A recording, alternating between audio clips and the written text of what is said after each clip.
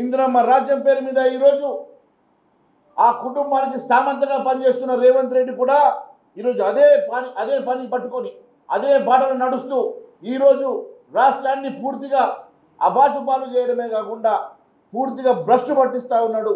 ఎట్టి పరిస్థితుల్లో భారతీయ జనతా పార్టీ చూస్తూ ఊరుకోదు. ప్రజాస్వామ్యాన్ని పునరుద్ధరణ చేయడానికి మాత్రమే భారతీయ జనతా పార్టీ పనిచేస్తుంది.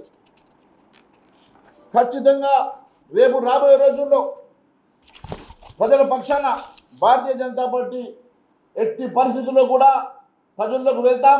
ప్రజల పక్షాన్ని నిలబడి పోరాటం చేసి ఈ ప్రభుత్వం ఇచ్చినటువంటి అన్ని సంక్షేమ కార్యక్రమం అమలు చేసే వరకు వారి మెడలు వంచి ప్రజల పక్షాన పోరాటం చేస్తారని మరొకసారి తెలియజేసుకుంటూ స్థానిక ఎంపీ గారు కూడా పసుపు బోర్డు కోసం ప్రయాసపడి కేంద్ర ప్రభుత్వాన్ని ఒప్పించి పసుపు బోర్డుని మంజూరు చేయించడమే కాకుండా దాన్ని నిజామాబాద్ కేంద్రంగా ఆఫీసుని స్థాపించడానికి స్వయంగా గౌరవనీయులు కేంద్ర మంత్రివర్యులు అమిత్ షా గారిని ఇక్కడికి ఇన్వైట్ చేయడం, 29వ తారీఖు రోజు వారు వచ్చి పసుపు బోర్డు కార్యాలయాన్ని ఇక్కడ ప్రారంభోత్సవం చేయడానికి వస్తున్న సందర్భంగా పెద్ద ఎత్తున రైతులు తరలి రావాల్సిందిగా కోరుకుంటూ,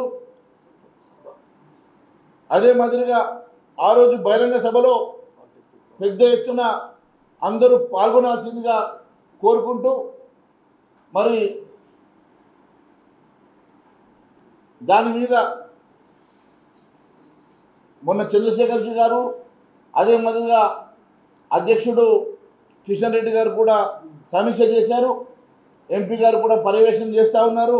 మేము ఎమ్మెల్యేలు అందరం కూడా ఖచ్చితంగా మరి పర్యవేక్షణ చేస్తూ సభను విజయవంతం చేయడానికి మేము కృషి చేస్తామని వారు పసుపు బోర్డు ఇనాగ్రేషన్కి వస్తున్న సందర్భంగా వారిని ఆహ్వానిస్తూ మరి అందరూ కూడా సభను విజయవంతం చేయాల్సిందిగా కోరుతూ ధన్యవాదాలు తెలియజేస్తా ఉన్నాను. జై శ్రీరామ్. ఇండియా పాకిస్తాన్ తాజా అప్డేట్స్ కోసం డౌన్లోడ్ చేసుకోండి RTV లైవ్ యాప్.